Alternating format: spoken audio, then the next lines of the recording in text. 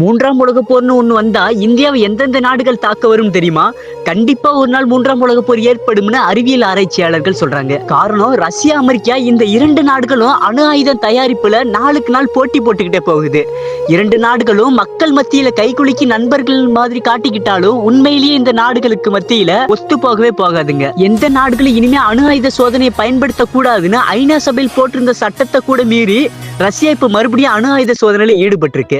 இதெல்லாம் வச்சு பார்க்கும்பொழுது அமெரிக்கா மற்றும் ரஷ்யா இந்த இரண்டு நாடுகளும் தலைமையில உலகமே இரண்டா பிரிய வாய்ப்பு இருக்குன்னு இன்றைய வல்லுநர்கள் கருத்தா இருக்கு. ஒருவேளை மூன்றாம் உலக போர்னு ஒரு சூழ்நிலை வந்தா என்ன நடக்கும் தெரியுமா?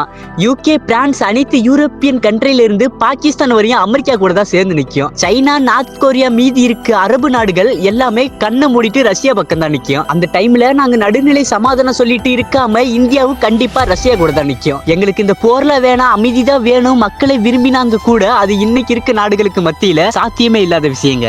மறக்காம நம்ம சேனலுக்கு சப்ஸ்கிரைப் பண்ணிட்டு வீடியோவுக்கு லைக் பண்ணிடுங்க.